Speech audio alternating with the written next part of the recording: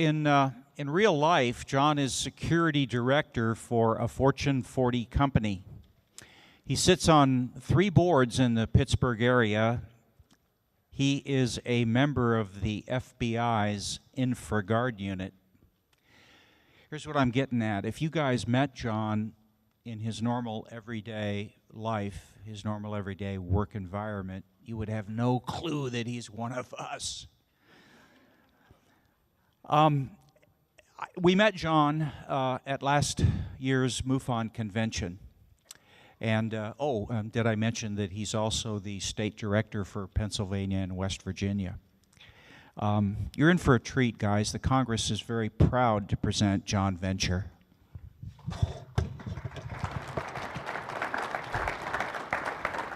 Thank you. Thanks.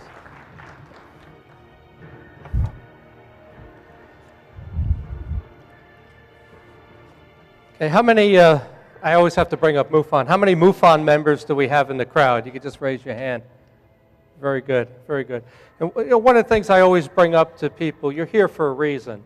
And you should consider joining MUFON, becoming a member. You get a monthly magazine. We have 3,000 members, 900 investigators. And you could become an investigator for MUFON. Obviously you're at this convention because you believe in it or you've had some sort of experience. So I always try to pitch MUFON to try to increase membership. MUFON's the oldest and most respected UFO organization in the world.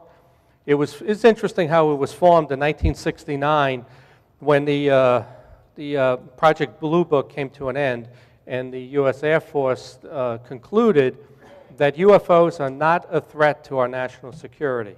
Okay, they never said that UFOs don't exist. Their statement was that UFOs are not a threat to our national security and that they would not be investigating UFOs any longer unless they become a threat to our national security. So MUFON then was formed and said, well, we'll conduct those UFO investigations. So that's how MUFON was formed. As a matter of fact, last month the MOD in the United Kingdom, they released their UFO files and they said that they were not going to conduct any more UFO investigations. And I made the suggestion to MUFON headquarters that we should come out with a similar statement that we did in 1969 that, if you have a UFO report, report it to MUFON. We do have a handful of people in the UK that are MUFON members and investigators. I think it would be a good way to increase our membership also and then take over the UFO investigations. But we have 300 members, 900 certified field investigators. 2 years ago, we were getting 150 cases a month, about 1,500 a year. Presently, we're getting over 400 cases a month, about 5,000 UFO sightings a year. Now, there are 10,000 UFO sightings around the world every year. MUFON gets about half of those cases. And you just go to MUFON.com and you can put your case in or you can join MUFON.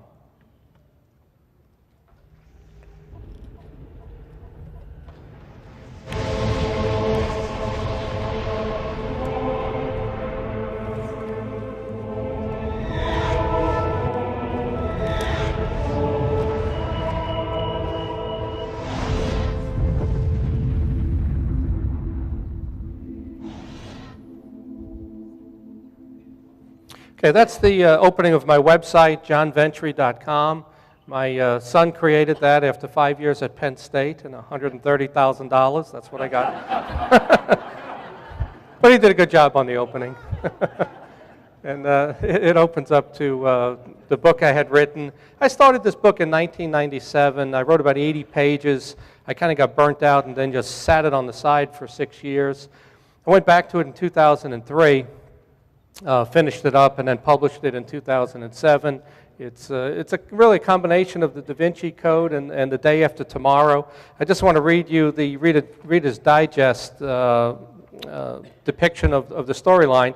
It says, this wild and freewheeling novel is fun to read for the way it throws in every contemporary crochet from UFOs to Darwin creationism controversy, terrorism, Earth-targeted asteroids, environmental disaster, Nostradamus, and just about everything the sci-fi and Discovery channels have to offer are all served up with many other hot topics for a fun theme park ride.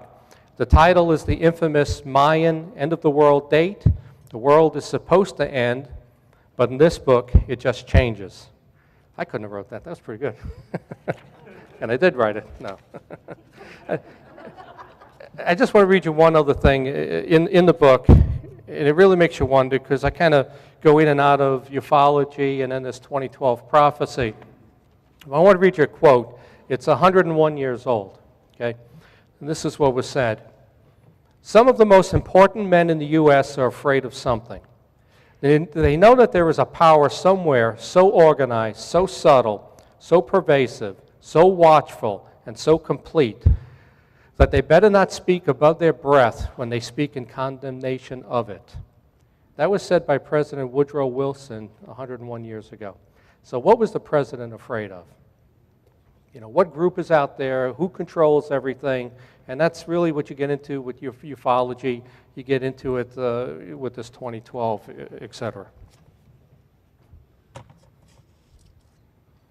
Also in the back of the book, I have a section about true paranormal that's happened to me. I've actually had more paranormal experiences than I've had ufology. I've only had one sighting that happened during the Pennsylvania UFO wave in 2008. But there's a section on true paranormal experiences. And last night, I'm having dinner with Mark D'Antonio, who's the next speaker, and he's talking about why he was drawn back into MUFON. He left, he came back after he had a couple of experiences that sound very much like it was an abduction experience. And as he's telling two of his stories, I got chills. I actually started to tear up because he's describing it exactly what happened to me. So, you know, I think we're all here for a reason. I think you're drawn into this for a reason, whether you're part of that 3% of people that believe they're abducted, or there's something drawing us to this. But it was really uncanny last night to listen to what Mark was saying, and I told him when we're done here at lunch, I'm going to show him my book, I'm going to show him the page that I wrote, almost exactly word for word what happened to him and his kids happened to me when I was living in Oklahoma in 1989. So it's actually kind of scary. I give 3 lectures, the 2012 Prophecy. I also do one called The Case for UFOs. We're similar to the videos, movies you saw last night, where I'll prove to you that the UFO phenomenon's real. And then I also do the 2008 Pennsylvania UFO wave that happened 2 years ago. I gave that at the MUFON Symposium last year.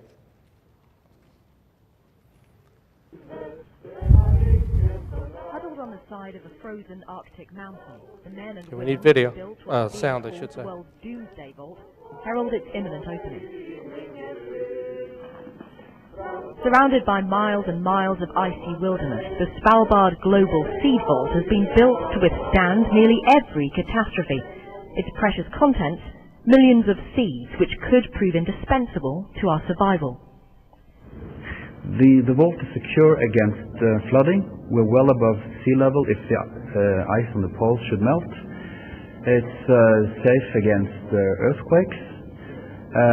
We're 130 meters inside the mountain, so we should be very safe against nuclear warfare and even asteroids. More than 1 million seeds of nearly every crop variety from nearly every country in the world will soon be stored on these shelves.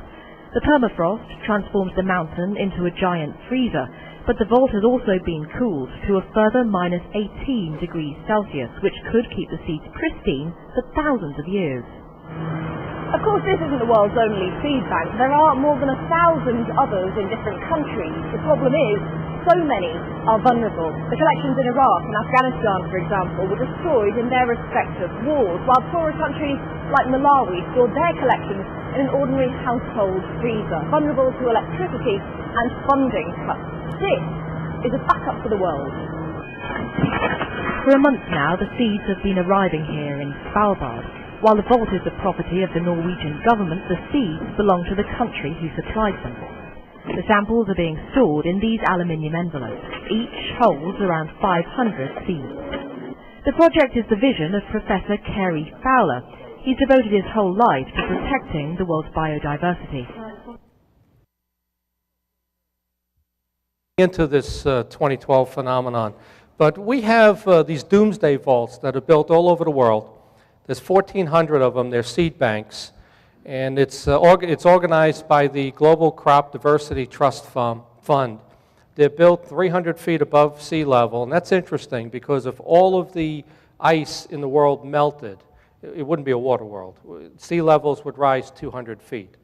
And 90% of the ice is in Antarctica in the south. Only 10% is in the north, in the Arctic Circle and Greenland. So when we talk about global warming, which we'll get into a little bit of that too, that's only occurring in the north. It's not occurring in the South Pole. But it's funny that they're being built 300 feet above sea level. They're stored at -1 degrees. It can store these seeds for 1,000 years.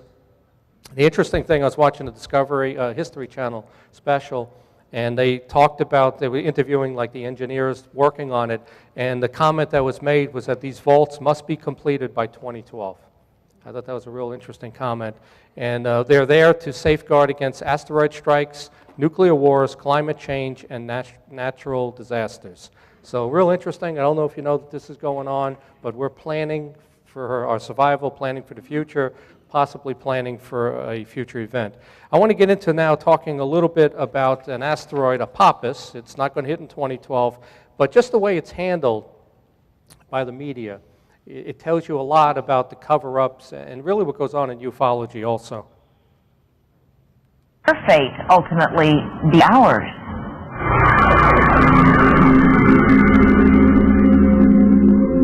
When I look up at night and I see a quiet sky, all I could think of is that it's a shooting gallery with wayward asteroids that have us in their sights.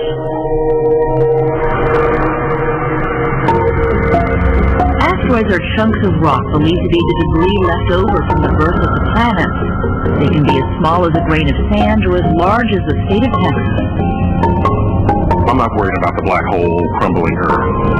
I'm not even worried about the gamma ray burst. I'm worried about the next asteroid.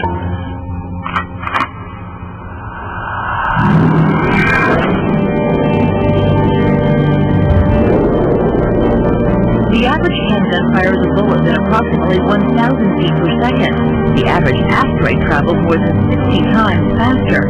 And when a large enough one of these cosmic cannonballs hits a planet, the effects are catastrophic.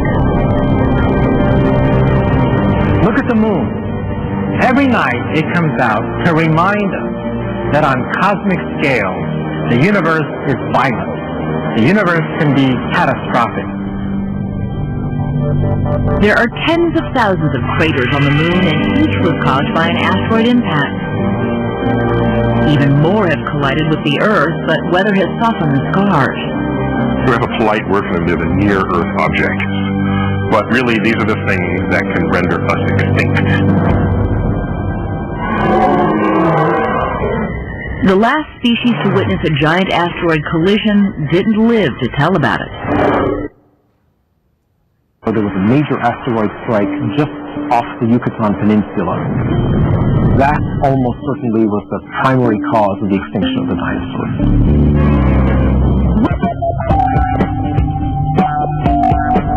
To keep us from going the way of the dinosaurs, a network of professional and amateur astronomers around the globe are combing the galaxy. They map and name every asteroid they find, and so far they've located more than 100,000. One was discovered recently, the end of 2004. Fine, it was a new asteroid.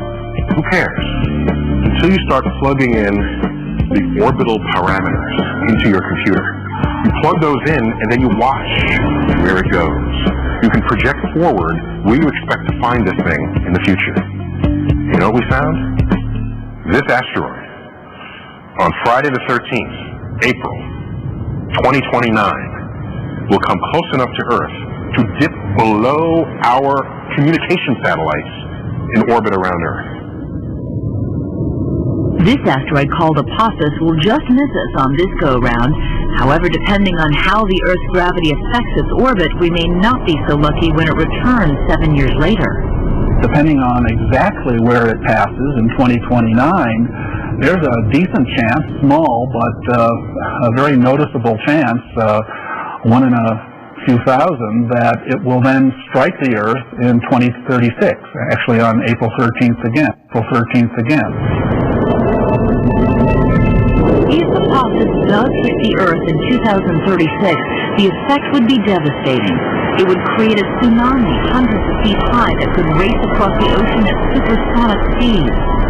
It's big enough to create the worst damage to life on Earth in recorded history.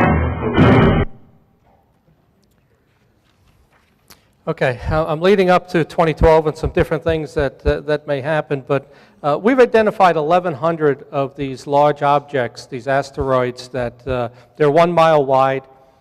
China and the United States have the most asteroid strikes. In 2004, we discovered Apophis. And it's a half-mile wide asteroid. It has a 2.8% chance of hitting. That's a 1 in 37 chance of hitting. Those type of strikes occur every 70,000 years. It's not a planet killer. If it hit, it would take out a country. Matter of fact, the trajectory on it is into Nigeria if it hits, and it would wipe out the country of Nigeria, but it's not a planet killer. It mentions how in 2029, our satellites are at 26,000 miles. This asteroid's going to pass by at 22,000 miles. That's how close it's passing by. And anything could knock that off path a little bit for a strike.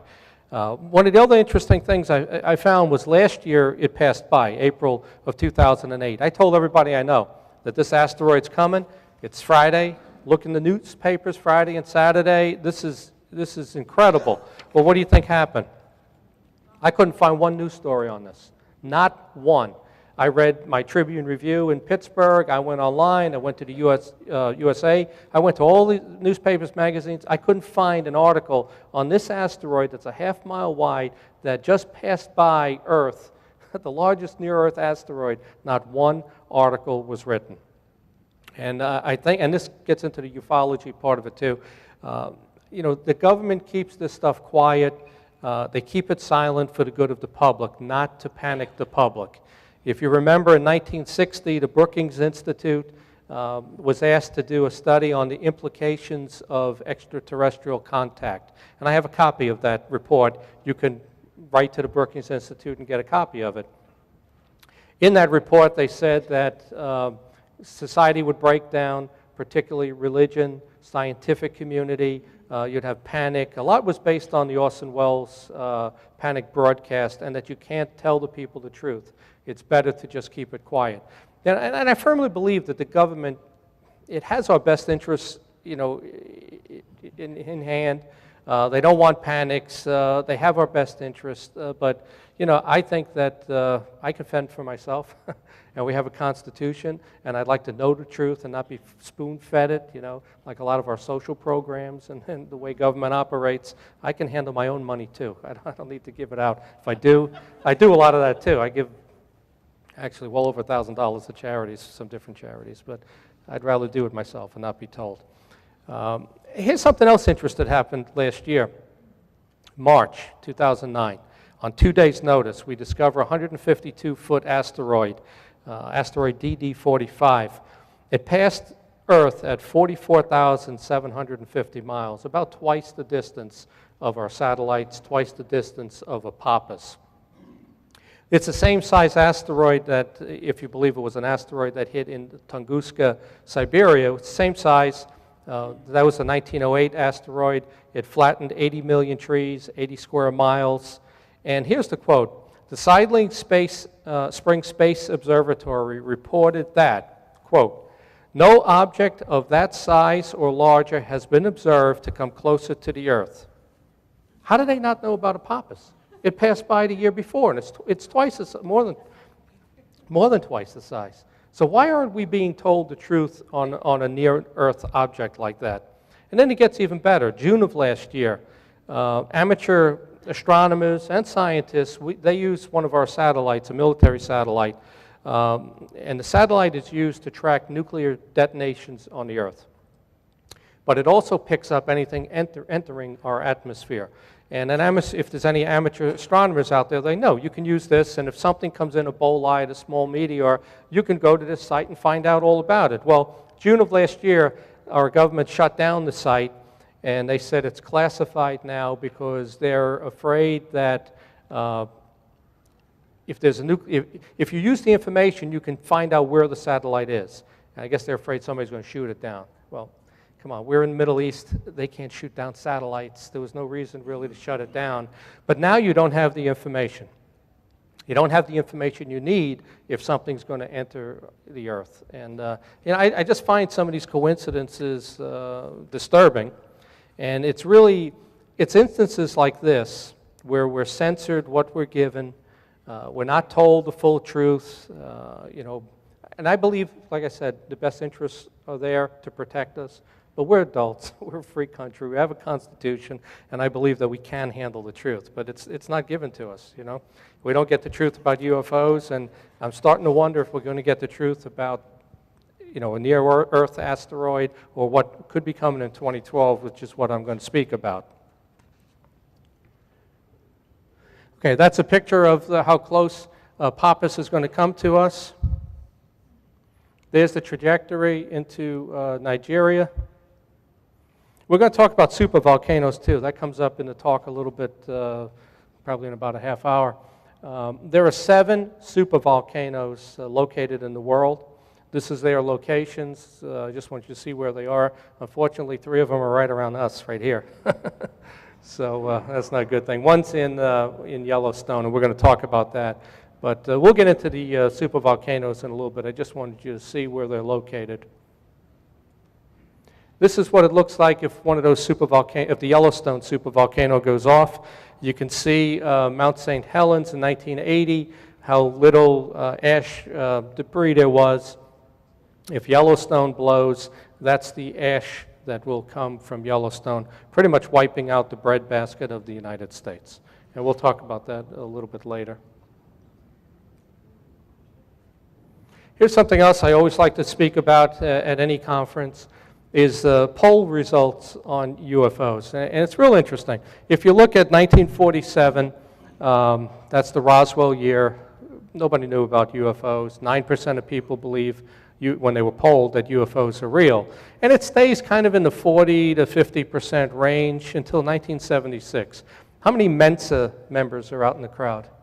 Okay, you're the really smart people, because I'm not a Mensa member. That's the upper 1%, I guess, of IQs. I think it's over 140. But when you ask the more educated people, or over 160, when you ask the more educated people, you see the percent goes up that they believe that UFOs are real. And then interesting, 1977, they polled airline pilots, 70%. Why? Because they've seen them. That's why 70% of them said UFOs are real. You see it drops back down into 40s.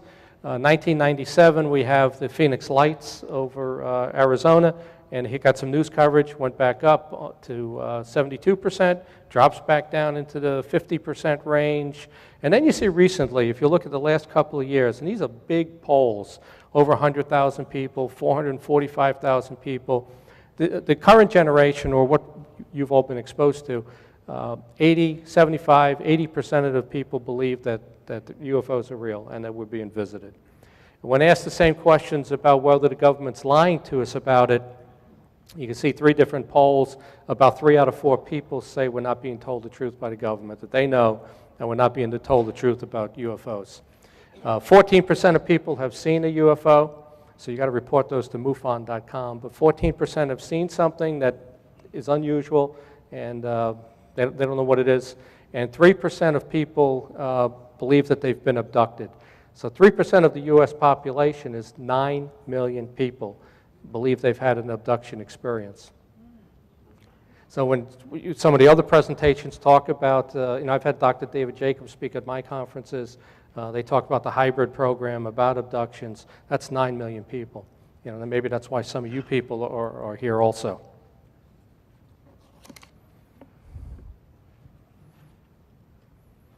Okay, let's get into the 2012 prophecy. I just wanted to set the stage. And these are some of the different topics we're going to talk about: Mayan prophecy, Hopis, Edgar Cayce, Gene Dixon, the papal prophecy, Sitchin, Bible code, and of course, Revelations.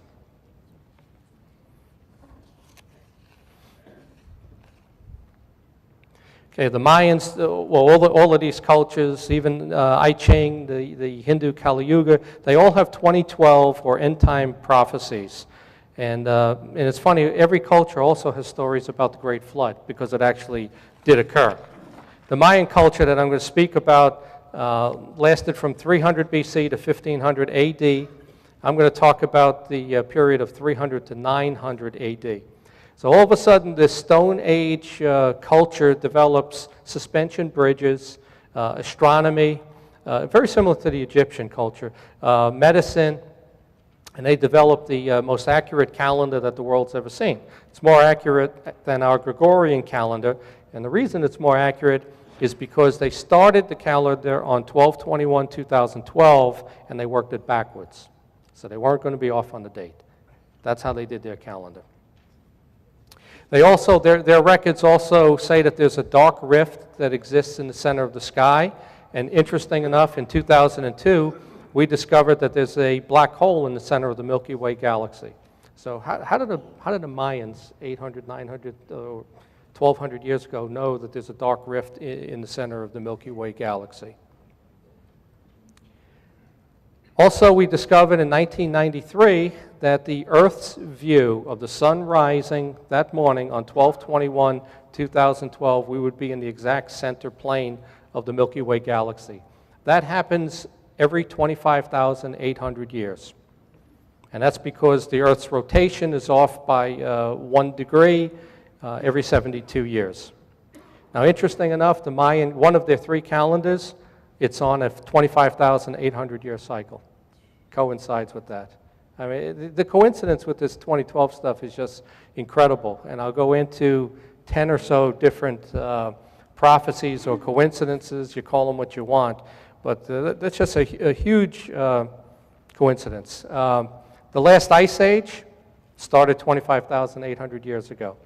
And I think one of the speakers, or one of the things we viewed, mentioned a more advanced civilization that existed 25,000 years ago on Earth prior to the last ice age. That last cycle of the Mayan calendar, or the start of it, I should say, 25,800 years ago, also marked the end of Neanderthal and the rise of Cro-Magnon man. Now, interesting enough, Cro-Magnon only lasted 10,000 years. Can't be evolution. You can't evolve and disappear in 10,000 years. So that Cro-Magnon man was not part of evolution. Interesting enough also, we find that Homo sapiens, we have 223 genes that are not shared by our predecessors. Not shared by Cro-Magnon, not shared by Neanderthal, not shared by apes, cavemen, as far back as you go. So, you know, the medical community, anthropology, et cetera, they kind of skip that stuff. They skip out-of-place finds. When you find tools and that are buried 2 million years ago that shouldn't be there, we kind of skip over that stuff. Just like we change global warming stats to meet what we want. You have to wonder how much evolution has changed to meet what we want. But that's what goes on, because people have agendas, and usually money is behind that. Also, in 2012, the Jewish calendar, 7,000-year calendar, ends in 2012. The Kyoto Treaty ends in 2012. And solar sunspot peaks, activity peaks in 2012. Every summer was hotter from 2000 to 2008. Now, obviously, last year cooled down. This year, obviously, looks like it's cooling down also, and they can't explain that. The most sacred Mayan text is called the Popol Vuh. It tells of extraterrestrials coming to Earth, creating a perfect human species, then destroying it and replacing it with a more dumbed-down version, us. It's a very similar story to the older Sumerian tablets from 6,000 years ago, which occurred 10,000 miles away. So how do these cultures have similar stories like that if there was no contact back then? The Mayan long count is on a 5,000, they have 3 calendars. The Mayan long count's on a 5,125-year cycle. It also ends on 12/21/2012. And I do have to say, the Mayan calendar restarts again. It's not the end. Mayans don't predict an end of the world. And I think the media has gotten that and made a big deal out of it. But it just it restarts again. It signals a change every 25,800 years.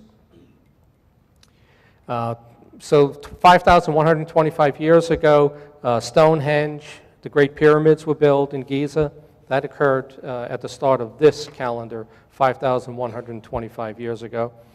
Some people believe that there will be a vibrational shift in our consciousness caused by the perfectly carved crystal skulls that were discovered. Here's one. Okay, you can buy that. You can buy that next door. It's not one of the real ones, but there's 13 of these crystal skulls, and people believe there's going to be a vibrational change that's going to change humans, going to change our consciousness.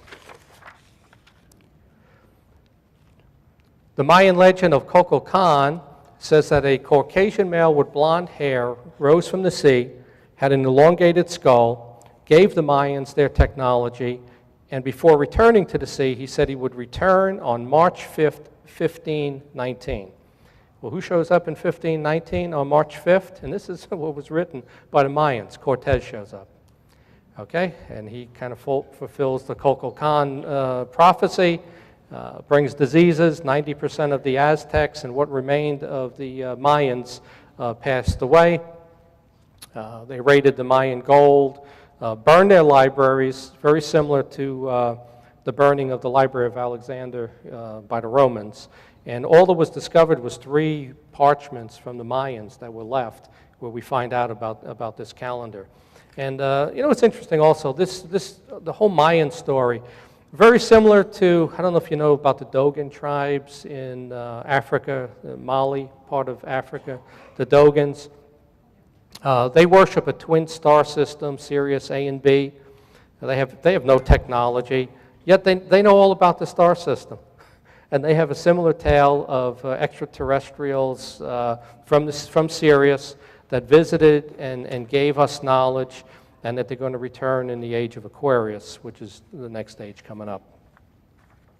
Okay, let's talk about the Hopi Indians.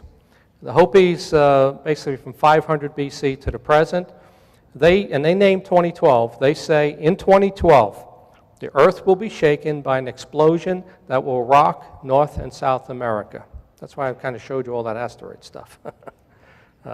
They say that there's been 3 great cleansings by an asteroid or volcano. That was the first one. It was by an asteroid or volcano, then the Ice Age, and then the Great Flood. So there's been 3 great cleansings. Sacred ones will arrive via flying shields. And this resembles Enoch, the book of Enoch with Ezekiel, when he talks about the flying wheel that he went up to. Hopis have a similar prophecy to that. Now, obviously, you know, they weren't supposed to be talking to each other. They're thousands of miles away, but yet you get these similar prophecies all around the world. Also very similar to 3rd century Roman writings that describe the fiery shield crossing the sky. The Hopis perform Kachina dances where their outfits look like spacesuits with helmets. And that's what the paintings and look like. There's been other Hopi prophecy that have come true. They said we would talk through spider webs, which people believe now meant phone lines. We'd ride in carriages without horses, they predicted. Obviously, we got automobiles. And they said that women will wear men's clothing.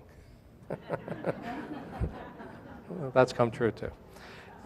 It says in the end, a purifier named Pahana will arrive to destroy all evil people. There'll be another great flood, famine, hailstorms, and this is very similar to the book of Revelations. But that's what the Hopis predict for 2012. Edgar Cayce, he's also known as the Sleeping Prophet. He saw the destruction of Japan and the west coast of the United States in 2012.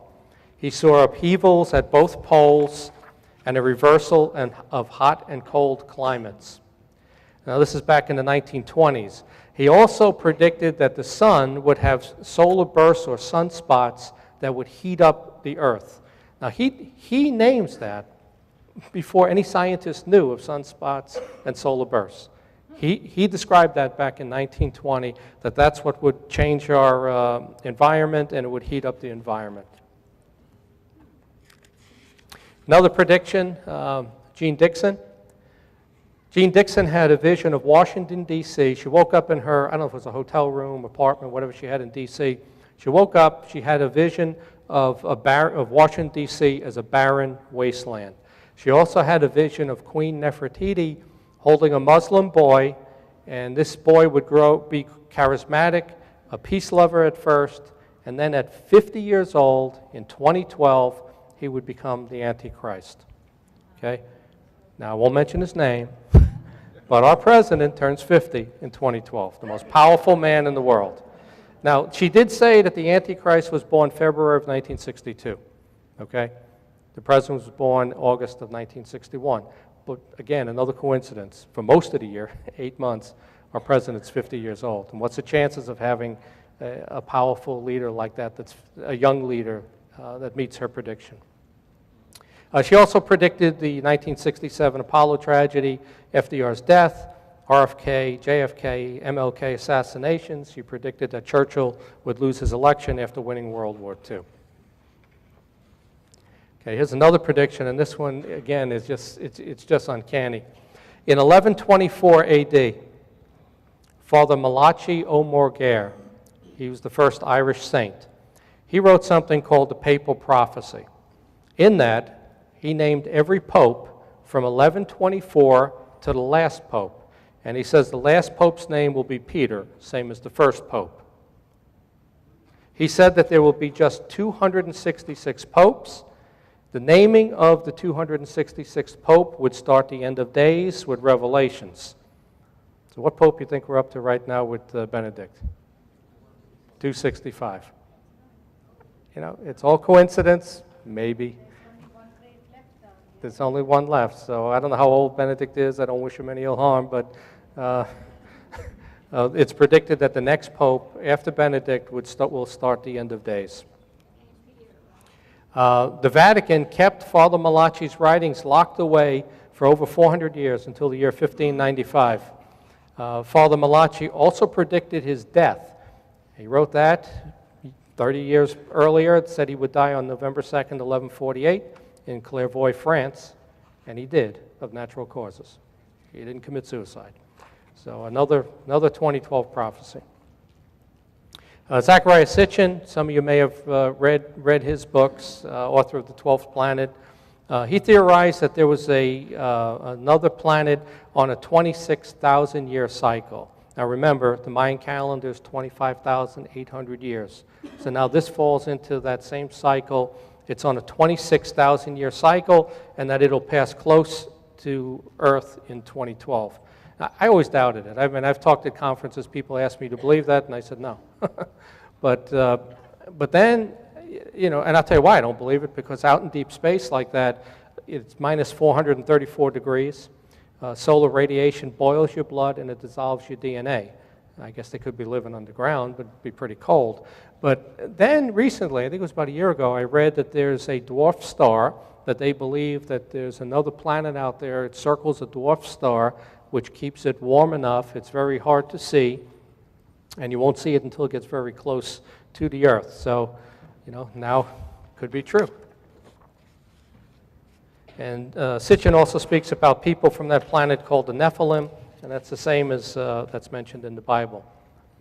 Other 2012 prophecies, they speak of the magnetic poles reversing, and we know right now scientifically that our magnetic poles are weakening. That is a fact. And we also know in the past that the magnetic poles have reversed. And we know that from geology, from the stratum of rocks, we know that the magnetic poles have reversed.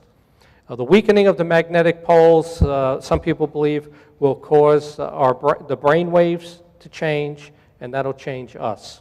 So you really got two types of prophecy here. You got the destructive prophecy, and then you also have the kind of an evolutionary change prophecy that's going to occur to human beings. There's really two different theories on this. What will happen also, the weakening of the magnetic poles will cause a reversal of the poles, would wreck all of our electronics, all of our satellites, all the communications would be wrecked by a reversing of the poles. Our magnetic fields reflect radiation. Weakening would cause a greenhouse effect. It would cause the melting of the North and South Pole and severe climate change. All life support would be under stress. air, ocean, agriculture. And we know right now that that's a fact. Our magnetic poles are weakening right now. I want to talk a little bit about climate change. There's always been climate change. It's a natural process. I believe it's minimally affected by mankind. In 6000 BC, temperatures dropped 8 degrees. It's a fact. From 900 to 1300 AD, temperatures warmed up 7 degrees. Temperatures then cooled down from 1300 to 1850. Matter of fact, there was one summer that you could actually walk across the Hudson River. It was still frozen. I think it was right around 1850 there. Our planet is still warming since the last ice age. Temperatures will continue to rise until the year 2100. Matter of fact, it's predicted that it will rise 10 degrees over the next 90 years. Sea levels will rise 3 feet. Okay, there have always been, we've had 4 ice ages. 800,000 years ago, 200,000 years ago, 75,000 years ago, and 26,000 years ago, 25,800 years ago, same as the Mayan calendar. But the one thing you see there is that these ice ages are coming closer and closer together. You know, they may occur in the future every 10,000 years, every 5,000 years, but they are getting closer and closer together. Every ice age was climate change, but obviously it happened on its own. We weren't building anything. We didn't have cars, et cetera, back then. Well, maybe we did. Maybe there was another civilization that we don't know about that existed back then.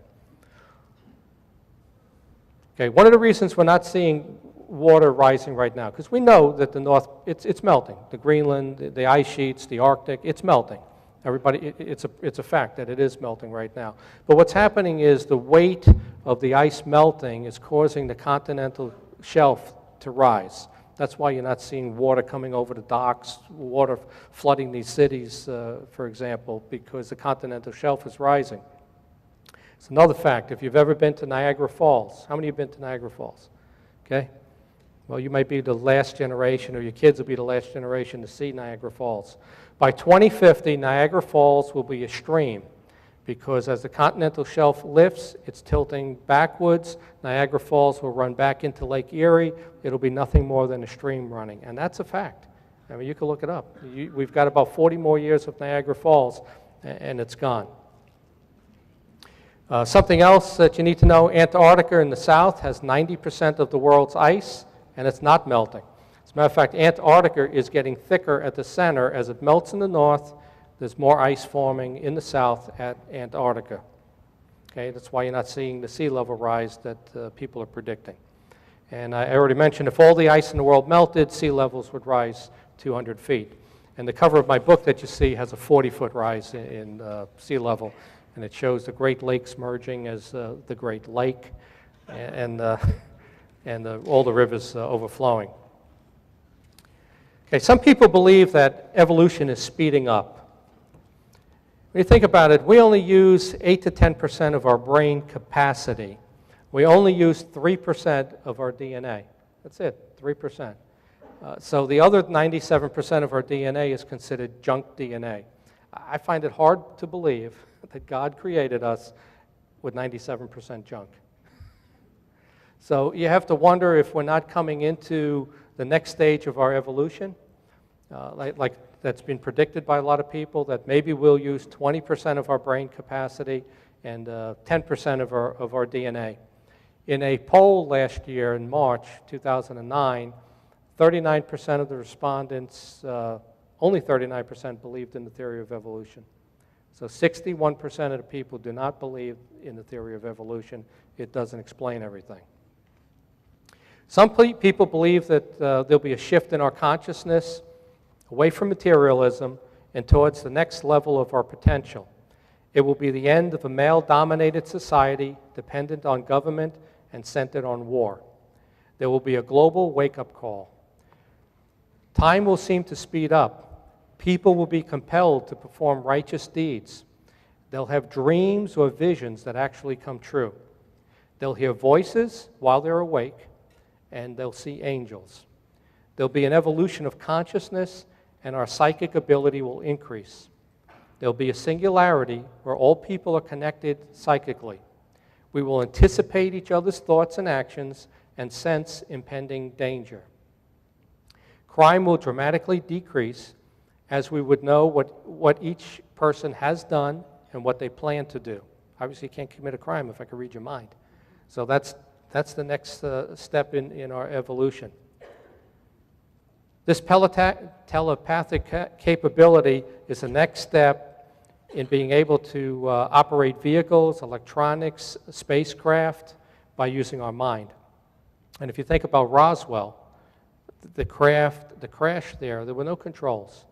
So they were using their mind to operate their space vehicle. And this could be the next step for us to get to that level. Indigo or star children have been born since 1982. They are technologically savvy, they question authority, they have higher IQs than their parents, and they will refuse to support the government, pay taxes, and enlist in the military. It's funny, both my kids were born in 84 and 86, and they kind of meet that. So that's another one of the predictions that's made. Just think about what I just said. That would be a really cool scenario, obviously, if we could develop, and we really need to develop into that next level of human being to stop doing what we're doing. People ask me, well, why don't the aliens show themselves? Why don't they just show themselves, land on the lawn? And I say to them, well, okay, they look at us, and we're red, we're black, we're white, we're yellow, and look how we get along. Look how we treat each other. Now, if they did show up and they got out, and they were green, little green men, or they're probably grays, is what they are. Would you show yourself? I wouldn't. Not until we change. Okay, last year also in April of 2009, I read an article, and it's entitled, "Tibetan Monks Predict That Extraterrestrials Will Save the Earth in 2012. Tibetan monks have always used remote viewing for thousands of years. They're predicting what they see are regional wars, an increase in terrorism in 2010.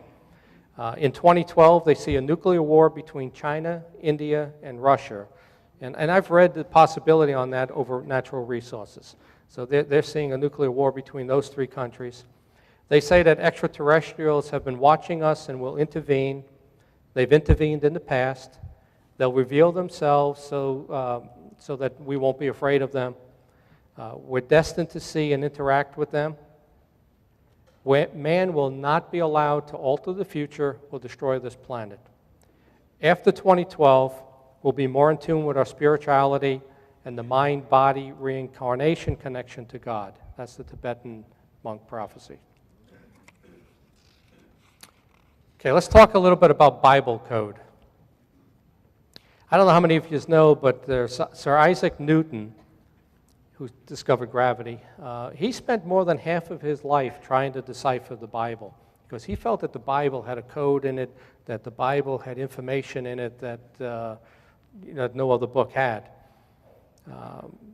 Michael Drosnin wrote the Bible Code books. You may have read that. Bible Code 1 and 2 were the books. Very interesting. He used the Old Testament. I believe it was Gone with the Wind and War and Peace because they were similar books, same amount of words in them, same amount of lines in the books. And in a computer program, they analyzed those books. Okay. They applied numbers to the letters, and they gave it like this sequencing, and then they found words on pages that went together. And what he concluded was that the Bible is a cryptogram. It foretells the future. The future is in the Bible. We just need to figure out how to read it. They found over 50 prophecies in the Bible that came true. You can go in and look for JFK, and on the same page is assassination. Same thing with Martin Luther King. It's certain things like that came up. There were over 50 of them that showed up, and this is the Bible code. When they looked at the other two texts, there was one coincidence on the pages. So they concluded that any book you look and apply this program, you'll come up with one thing that actually came true, except for the Bible. The Bible had over 50. And if we know what to ask, like if you were to know who's going to be the leader in the future or some event, if you knew what to ask, you'd find out what that event was, and it's in the Bible. I find that absolutely amazing. When they put 2012 into the computer program of the Bible, it appeared on the same words with Earth annihilated. And in Deuteronomy 12:12, okay, think about that. Deuteronomy 12:12, it says that only God could have written the Bible. It was sealed before God. I also remember reading that the Torah is written without spaces. And what I read about it was a quote that if you change or alter a single letter, you can alter the future. So I think if you apply the Bible code to the Torah, and if there's any changes, obviously you won't get the correct readings as what the future has. Okay, many scientists right now believe that the Earth has passed its tipping point. We're headed towards a galactic midnight. We're suffering from overpopulation, pollution, ozone depletion, terrorism, climate change, economic collapse. Earthquake activity and hurricane strength has increased in each of the last 4 decades. Bats are dying from white nose syndrome. Bees are dying from colony collapse disorder. Where infected bees, they abandon the hive in a suicidal attempt not to infect the queen bee. HIV, SARS, different strains of flu are on the increase. Yet we have all the technology that would be attributed to being gods. If you've had a primitive civilization and they met us, we flew in with a Black Hawk helicopter, they'd make us gods. We have all that technology, yet we have all of these problems that are on the increase also. Buried in our DNA is a collective memory of past devastation. Evolution doesn't explain the sudden jumps or advances in development. Whole new species suddenly appear. Our DNA shows mutations in intelligence 6,000 years ago when the Bible says man was created. Medically, we had a mutation in our DNA that shows an increase in intelligence 6,000 years ago. 17,000 years ago, Homo sapiens basically replaced Cro-Magnon, and 26,000 years ago, Cro-Magnon replaced Neanderthal. I mentioned that Cro-Magnon was around for only 10,000 years. They sprung up too quickly. They couldn't have been a product of evolution. Humans have the most diseases and genetic mutations of any species on the earth. Some people believe this is because we contain the DNA of 2 species. Yet our body contains the same percentage of salt that ocean water does, and our bodies are actually the same percentage of water as there is on land. For example, if the Earth is 70% water, so are we.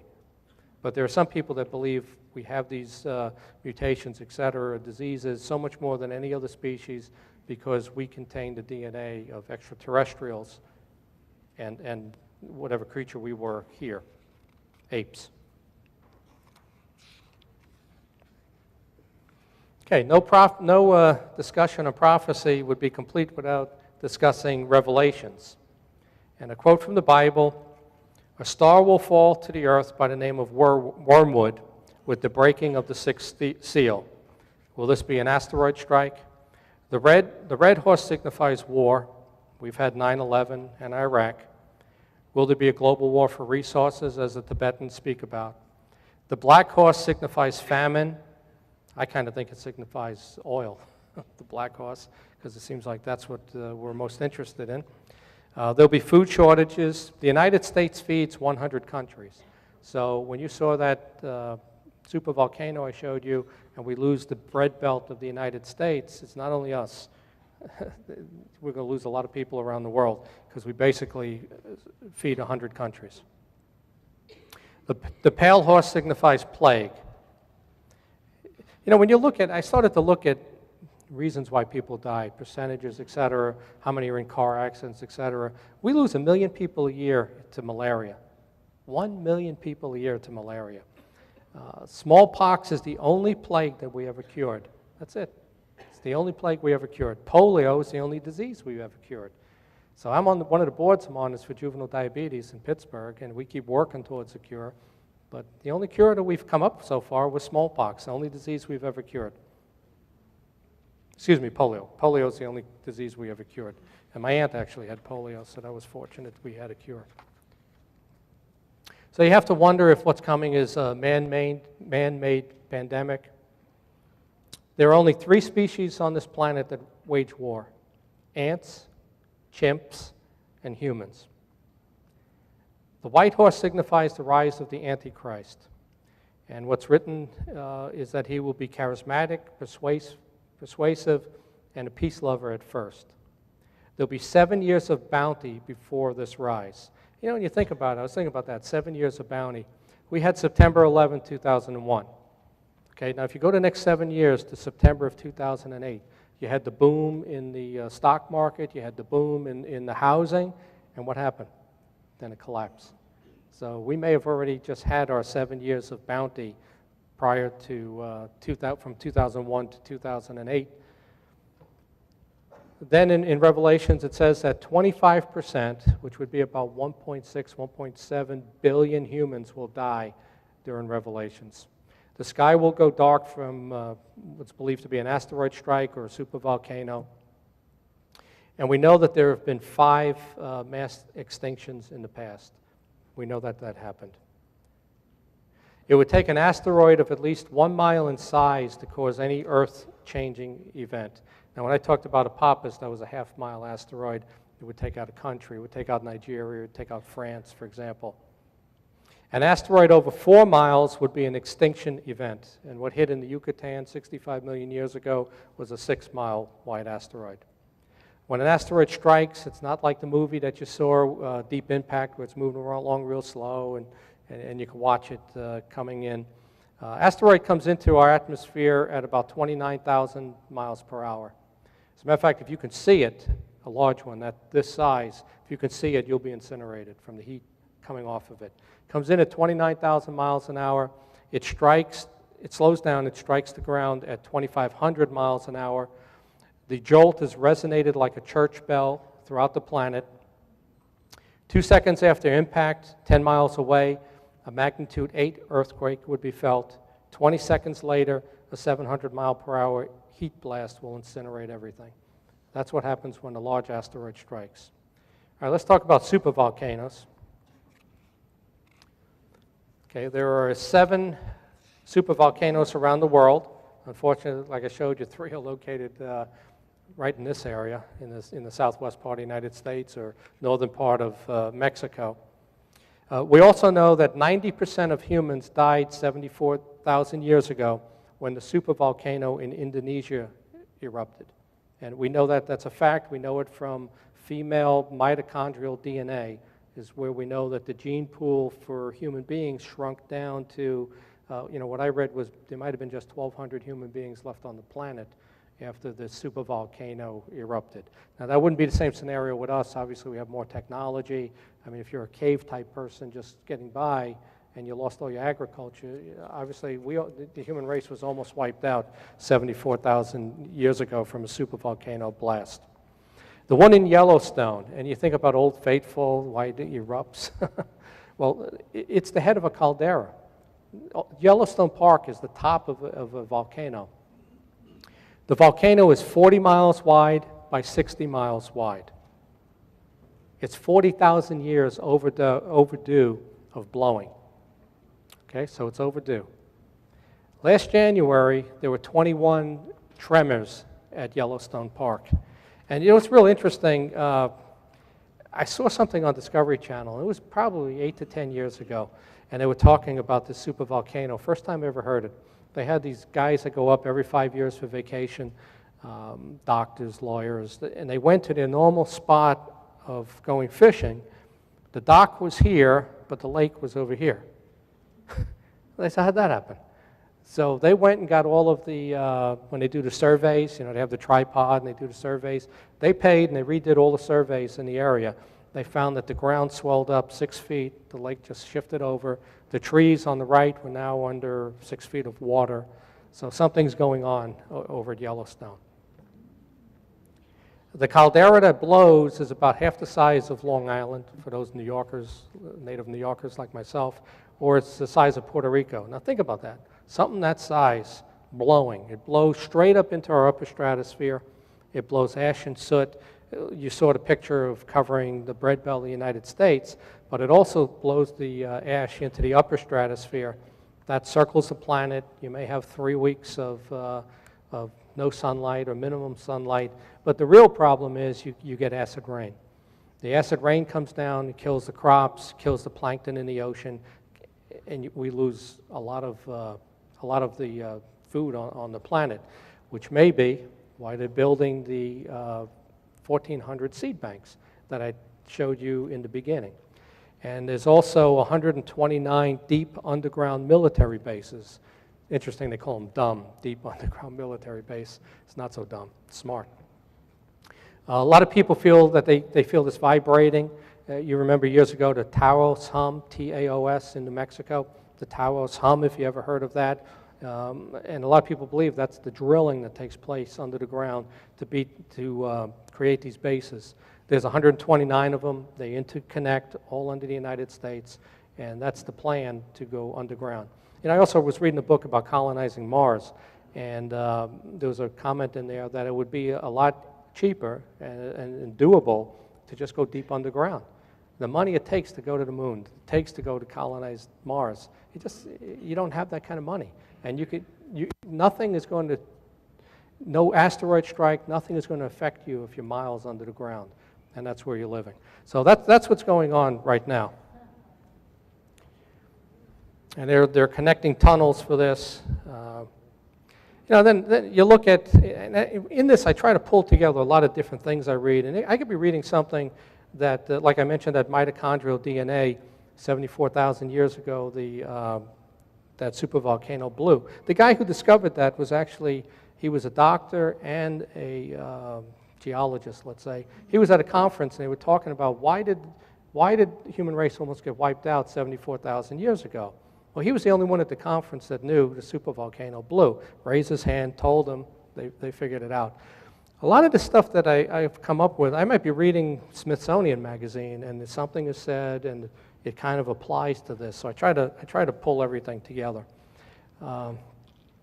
There's been 5 great civilizations that we believe existed: Lemuria, Atlantis, Egypt, Rome, and the United States.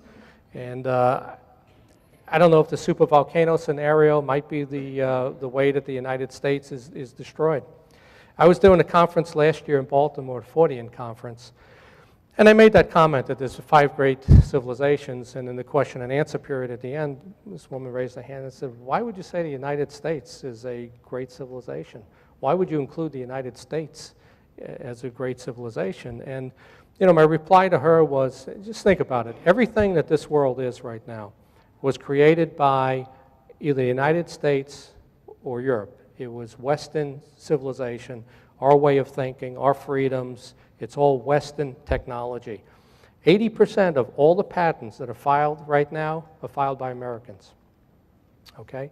So I believe this is still the greatest country to live in, the greatest country in the world. We have the strongest military, obviously, for better or for worse. But everything about this country, I still believe that this is the greatest place to live. So yeah, I do categorize the United States as being one of the 5 great civilizations that have existed. Like Hamlet's to be or not to be. Now picture your current frustrations. Housing prices have collapsed. Stock prices are down probably still 30%. Unemployment's over 10% or 9.7%. You lost a lot of money in your 401k, so did I, right? Everyone's upset, everyone's on the edge right now. Now imagine a series of natural disasters that disrupt the food chain. We lose all power for weeks. It only takes a few weeks without electricity and people will be returning to feudal times. Now picture an asteroid, a global earthquake, or a supervolcano. All events that you have no control over. They're predicted, it's possible, and I believe everyone senses that in their collective memory that it's coming. And it's coming in 2012. Or before? All right, we talked about some other cultures here, the Hopis, the Mayans, the Tibetans. I added this part on UFO art that's found because we talked about these other cultures. This one is a 17th century painting. You see in the left side of the screen a UFO in the corner up there above the cross on the left side of the screen. That's a close-up of what's shown. Maybe it's a mushroom, I don't know. It looks like a UFO. This is 1338. Here's a painting of a flying balloon. Well, we didn't have any back then. People are painting things that they saw, and that's what people painted back in that era, is what they saw, not what they imagined. Here's a pretty famous picture, and there will be a close-up of it. Right in the middle there is a UFO flashing a light down to the corner of that building, and the next one will be a close-up of that so you can see it a little better. There you go. Now what are they painting? It looks like a UFO to me. And there's so much of this out there. Here's over a crucifixion painting in Yugoslavia. I don't know, looks like E.T. and his craft. And these paintings are hundreds of years old. Yeah, we're going to get to that one. Here's one in 1660 where a Dutch painting of something in the sky floating. I don't know if you know, Columbus in his journal saw a UFO right before, in 1492, right before discovering America. Here's one from 1803, Japanese, of a flying saucer. But Columbus in his journal has a UFO sighting right before he landed in North America. Okay, here's the painting you're talking about. And you know, I was in Florence last year with my kids. I forgot to go to this museum and look at it, this painting. Here's a guy with his dog looking up at a UFO, and you can see a close-up of it. The other corner of the picture has a mothership with about 8 of these little UFOs coming out of it. That's a hell of imagination. Yeah, that's 400 years ago. Here's one, I don't know how good you can see it. When it blows up, you can't see this. Here's the 10 Commandments, and there are UFOs painted in the sky there as though they gave us the 10 Commandments. Here's some 15th century tapestry. In the top right of the screen, you can see there's a UFO, a hat-shaped UFO.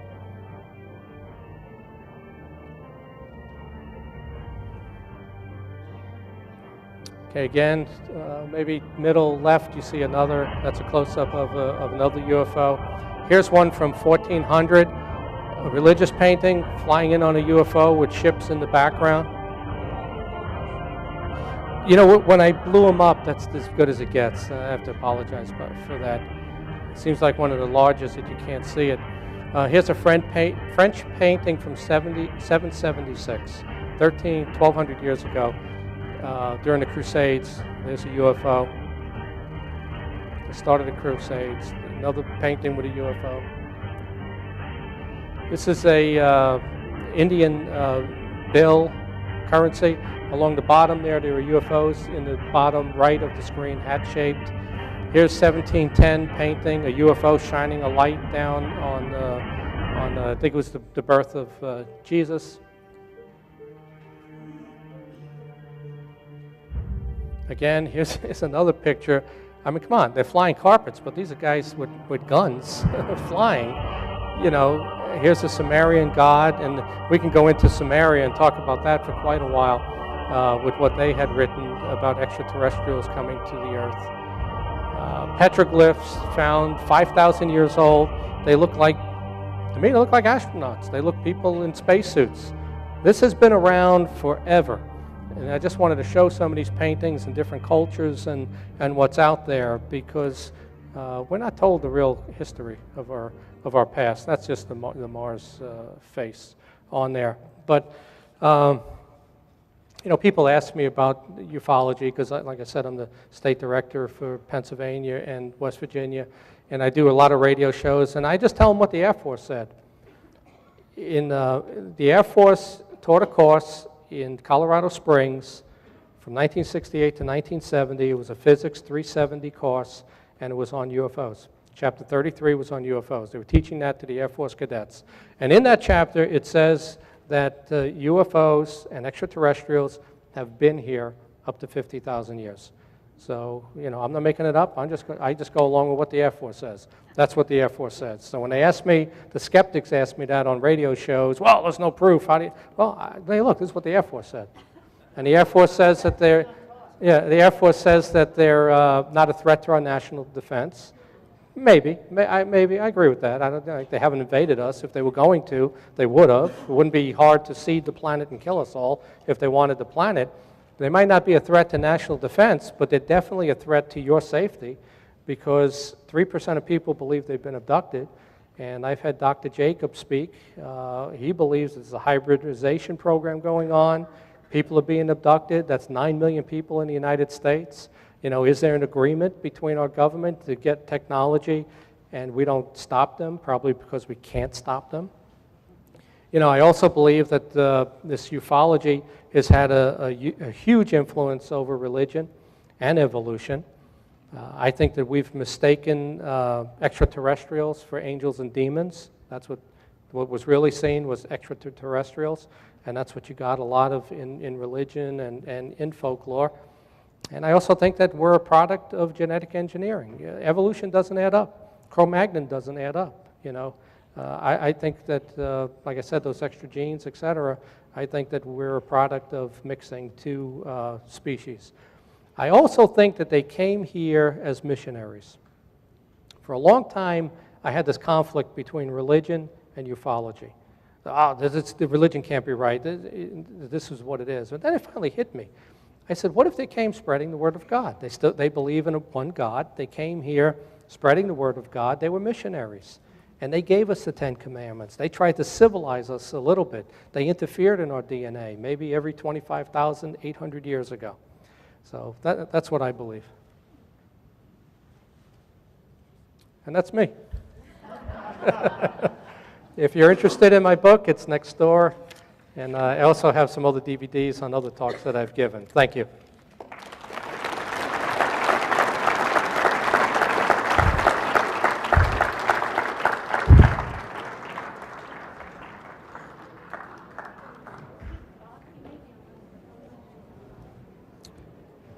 You know, do you want me to take a question? Do you want me to? Yeah, there's a couple of minutes if you want. Okay. All right. All right. Let's do this. Does anybody have a question?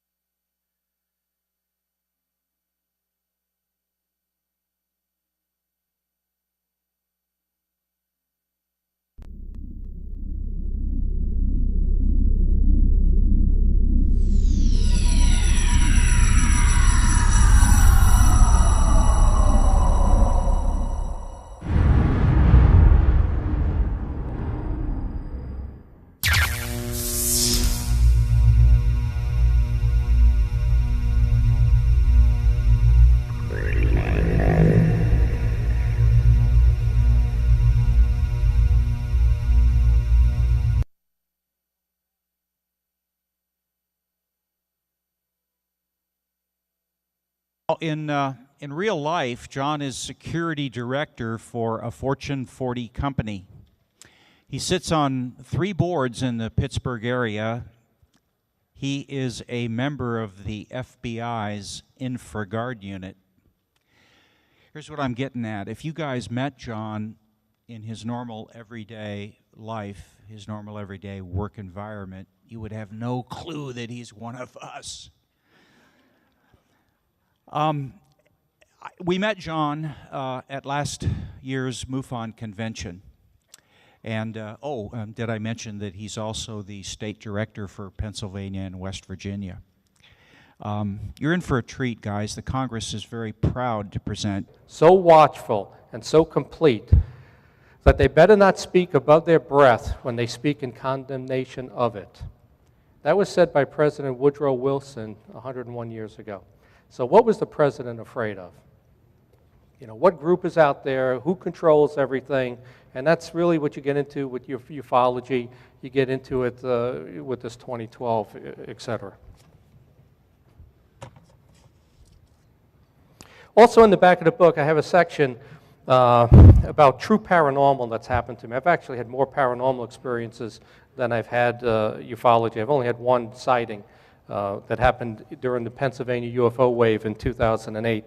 But there's a section on true paranormal experiences.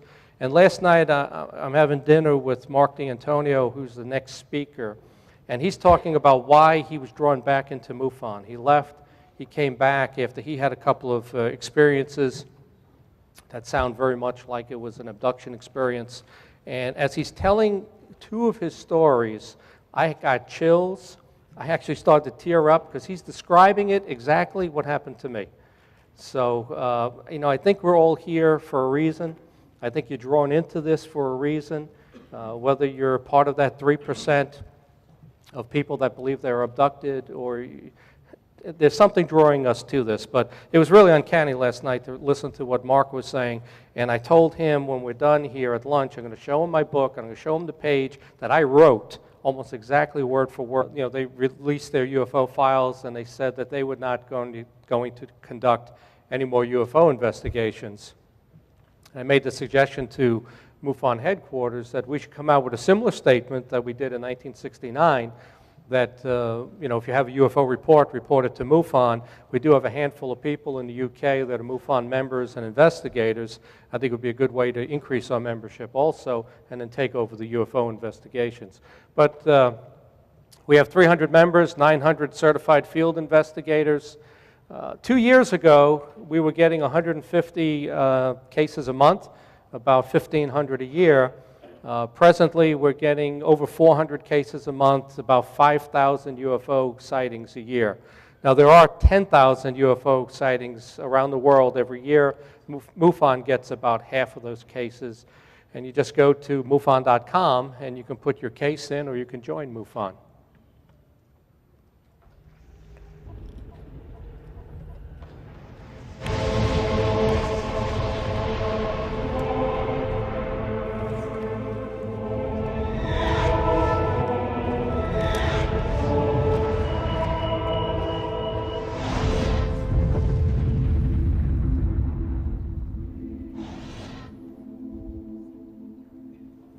Okay, that's the opening of my website, johnventry.com. My son created that after 5 years at Penn State and $130,000. That's what I got. But he did a good job on John Venture.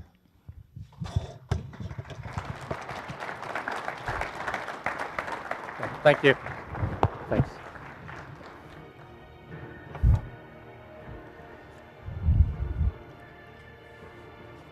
Okay, how many, I always have to bring up MUFON. How many MUFON members do we have in the crowd? You could just raise your hand. Very good, very good. And you know, one of the things I always bring up to people, you're here for a reason. And you should consider joining MUFON, becoming a member. You get a monthly magazine. We have 3,000 members, 900 investigators, and you know, you could become an investigator for MUFON. You know, obviously you're at this convention because you believe in it or you've had some sort of experience. So I always try to pitch MUFON to try to increase membership. MUFON's the oldest and most respected UFO organization in the world. It's interesting how it was formed in 1969 when the Project Blue Book came to an end and the U.S. Air Force concluded that UFOs are not a threat to our national security. Okay, they never said that UFOs don't exist. Their statement was that UFOs are not a threat to our national security and that they would not be investigating UFOs any longer unless they become a threat to our national security. So MUFON then was formed and said, well, we'll conduct those UFO investigations. So that's how MUFON was formed. As a matter of fact, last month, the MOD in the United Kingdom, the opening, and it opens up to the book I had written. I started this book in 1997. I wrote about 80 pages. I kind of got burnt out and then just sat it on the side for 6 years. I went back to it in 2003, finished it up, and then published it in 2007. It's a really combination of the Da Vinci Code and The Day After Tomorrow. I just want to read you the Reader's Digest depiction of the storyline. It says, this wild and freewheeling novel is fun to read for the way it throws in every contemporary crochet from UFOs to Darwin creationism controversy, terrorism, Earth-targeted asteroids, environmental disaster, Nostradamus, and just about everything the sci-fi and Discovery channels have to offer are all served up with many other hot topics for a fun theme park ride. The title is the infamous Mayan end-of-the-world date. The world is supposed to end, but in this book, it just changes. I couldn't have wrote that. That was pretty good. And I did write it. No. I just want to read you one other thing in the book, and it really makes you wonder, because I kind of go in and out of ufology and then this 2012 prophecy. I want to read you a quote. It's 101 years old, okay? And this is what was said. Some of the most important men in the U.S. are afraid of something. They know that there is a power somewhere so organized, so subtle, so pervasive,